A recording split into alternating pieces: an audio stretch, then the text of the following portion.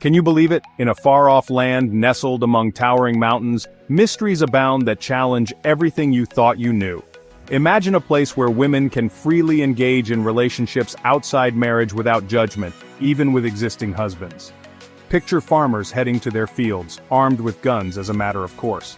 And consider a baffling illness that renders its victims fully alive by day, yet paralyzed as if dead by night. This is Pakistan, a nation of incredible hospitality and profound contradictions. Its secrets are about to unfold, so prepare to be captivated. In the small Pakistani village of Mian Kundi, two brothers, Abdul Rashid and Shoaib Ahmed, live under the shadow of an unprecedented medical enigma. Nicknamed the boys who live by day and die by night, their lives are dictated by the sun. Around 4 in the morning, as first light appears, they awaken full of energy, like any normal children. But as sunset approaches, a complete paralysis sets in. They cannot open their eyes, eat, speak or move. This state persists through the night only to vanish with the dawn. Initial symptoms included jaw and tooth pain, escalating to an inability to speak or move, and eventually, painful, weakened limbs. Strict family rules confined them home before sunset. Doctors initially suspected a link to sunlight, but experiments disproved this. The boys function normally in dark rooms or on cloudy days. Temporary paralysis and sleep paralysis were also ruled out. A curious detail emerged. Their parents are first cousins. Of 6 children, 2 died young, 2 are healthy, and Abdul and Shoaib suffer this condition, hinting at a genetic link, though unproven at first. Finally, a scientific breakthrough. The diagnosis pointed to congenital myasthenic syndrome, CMS, an extremely rare genetic disorder with only about 600 documented cases worldwide. A team of 27 Pakistani specialists and 11 international doctors introduced a dopamine-based therapy.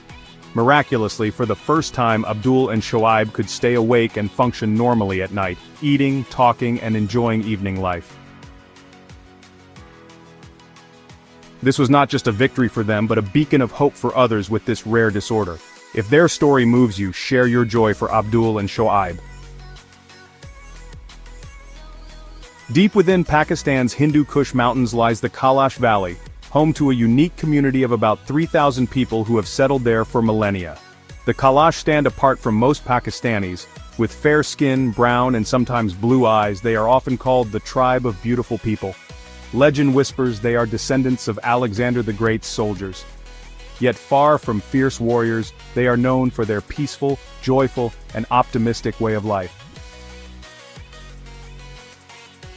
Most strikingly, Kailash women enjoy extraordinary freedom in marriage and sexuality. They can choose partners without restriction, even in their husband's presence.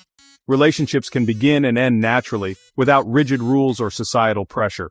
Married women can even leave their families for a new love without criticism. This is celebrated during the annual Joshi Festival in May, a 3-day event where women sing and dance, encouraged by men playing music, and openly seek new romantic partners. However, if a man wishes to officially marry an already married woman, he must reimburse her former husband with double the original bride price, for example, 2 cows if one was given. Failure to do so keeps the relationship unofficial and can lead to disputes. Interestingly, despite being once named the happiest community, Kailash women rarely smile when interacting with men, though a gentle kiss on the hand as a greeting offers a warm, unique impression. Imagine farmers carrying guns to their fields, an everyday sight in parts of Pakistan.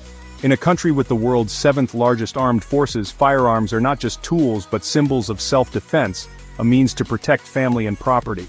The ease of acquiring guns can be startling, comparable to buying vegetables at a market.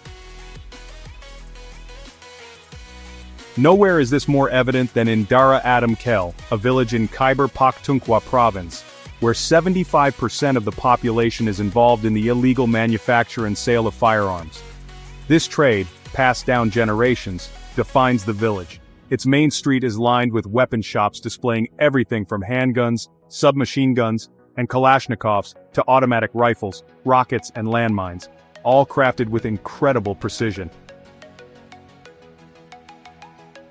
A handmade pistol can cost as little as $47, a fraction of imported gun prices. Craftsmen can replicate a submachine gun in 10 days with subsequent copies taking just 2 to 3 days. The arms trade boomed after 1979 with the conflict in Afghanistan, turning Dara Adam Khel into a major illegal weapons hub. While gun use is higher near the Afghan border, larger cities have tighter regulations requiring licenses. For the wealthy, armed bodyguards or police escorts, often in civilian dress and indistinguishable from private security, are common.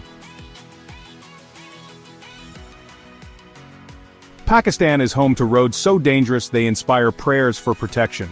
The path to Fairy Meadows, a heavenly paradise and gateway to Nanga Parbat, the world's 9th highest peak at over 8,000 meters, is one such death road.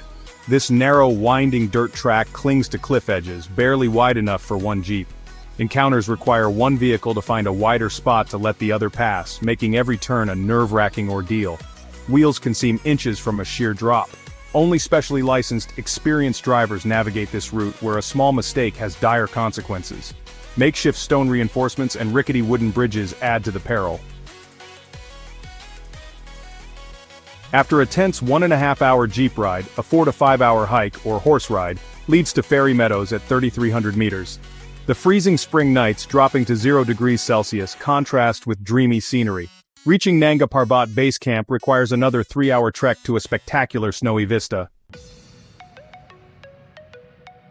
Equally formidable is the Karakoram Highway, often called the eighth wonder of the world.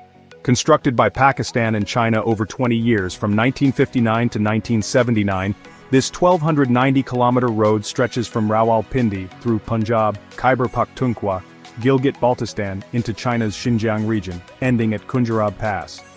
Nearly 1,000 workers died during its construction, battling treacherous snowy terrain, rock slides, and countless hazards. At 4,600 meters above sea level, it runs along the majestic and dangerous Karakoram mountain range, a region prone to flash floods and landslides. Every evening at the Wagah border, India and Pakistan perform a flag-lowering ceremony that is part military spectacle, part theater, and entirely unforgettable. Since 1959, this ritual has drawn global tourists. As the sun sets, troops from both nations, historic rivals with a complex relationship, engage in a patriotic face-to-face performance. Indian guards in bright red fan-shaped hats and Pakistani guards in black equivalents march with razor-sharp precision and energy. The 45-minute ceremony features thunderous goose steps, sky-high kicks, and ground-shaking stomps. Soldiers lock eyes in exaggerated glares, puff chests, and perform synchronized moves with fierce pride. As dusk falls, both national flags are carefully lowered and folded. A firm handshake between soldiers from each side concludes the event before the border gates close with heavy finality.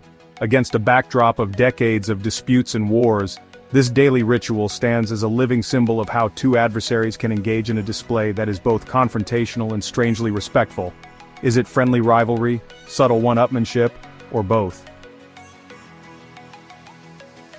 Even on treacherous mountain roads, Pakistan's trucks and buses are a riot of color, almost tempting fate. Lavishly decorated with intricate patterns and vibrant hues, these vehicles are more than transport. They are cultural symbols reflecting the nation's soul. An exterior makeover can cost $3,000 to $5,000, with interiors often equally adorned. For drivers and owners, this is an irreducible passion, a form of personal expression, religious devotion, and a clever way to attract customers. Designs often feature majestic birds, fish, mosques, mythical horses, airplanes, and famous singers. Experienced drivers can identify a truck's origin by its decoration. Balochistan and Peshawar trucks favor traditional wood, while Rawalpindi and Islamabad vehicles use modern plastics. Some artists even incorporate camel bone. In 2005, Karachi alone had over 50,000 people in this industry, underscoring its cultural depth. Despite the flashy exteriors, the Isuzu vehicle interiors remain simple, built entirely by hand, with each piece of wood and metal manually welded and fitted before being carefully painted. Returning to the Lahore Valley, daily life presents its own unique fabric. Meals are simple yet traditional. The large round Punjabi chapati, familiar from Indian films, is a staple. It's made from wheat flour, water, rolled thin, and pan-cooked. A special dark-colored drink served as dessert or a warm beverage suits the regional climate. Wedding customs feature strict separation between men and women, each group having its own designated space, a striking cultural contrast. The roads are a true test. Bumpy, potholed, with sharp turns, cliffs on one side, rock walls on the other, surrounded by rocky mountains, small streams, and occasional wandering animals. Villages are filled with modest, one-story homes. Schools often consist of outdoor classrooms with basic desks and chairs, no modern facilities or air conditioning. Yet students adapt without complaint. Encouragingly, the literacy rate is quite high, with only about 6.2% of the local population reported as illiterate, a figure cited as much lower than India's, though comparative figures can vary widely depending on source and year. Our fascinating journey through Pakistan has officially come to an end. What impressed you the most? Feel free to share your thoughts. Don't forget to support exploration by liking, subscribing, and continuing to discover more amazing content. Thank you for watching and being with us.